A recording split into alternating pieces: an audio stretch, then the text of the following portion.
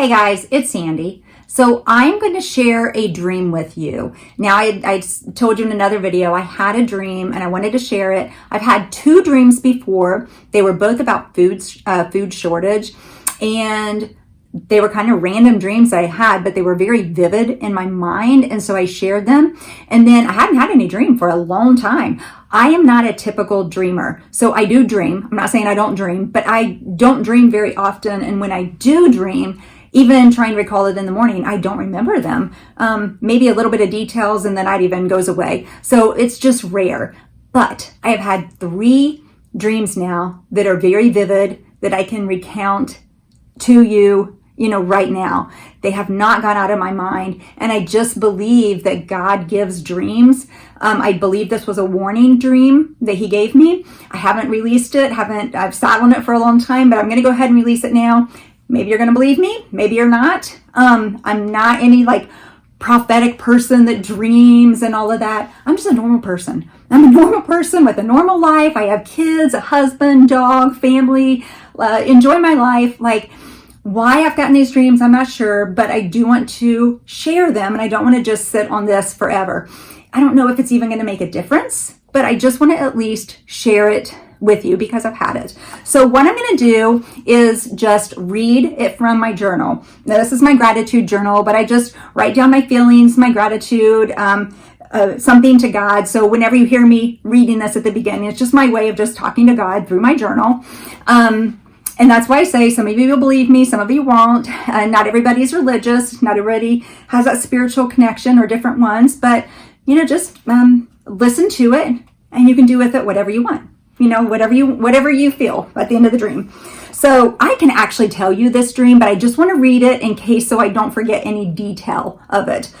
So this is, so I wrote this in my journal on September 21st, 2021.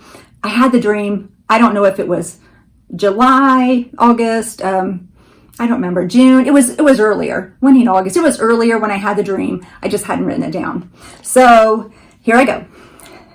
The dream you gave me has not gone away. I believe it was from you because I remember it so well. I didn't write it down when I had it because I didn't know if it was just a weird dream I had, but as I don't remember other dreams I have had, even when I try to remember, this one is clear in my mind.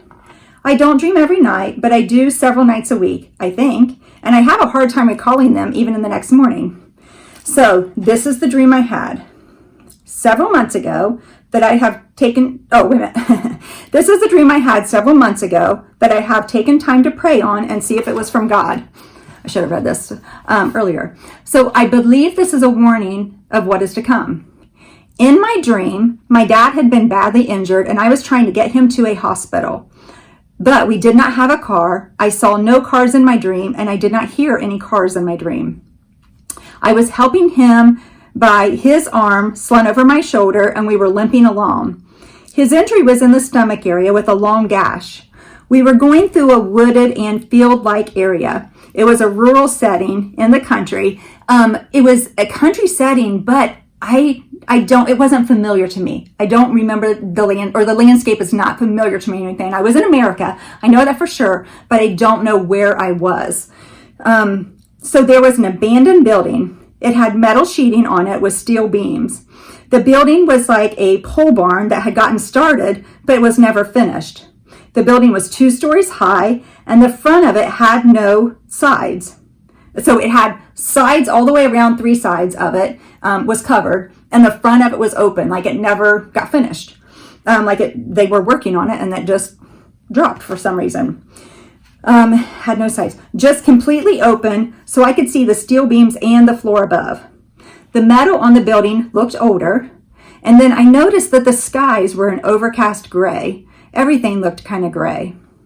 We hurried down the hill to get into the building because we saw 2 soldiers coming down the road. They were walking.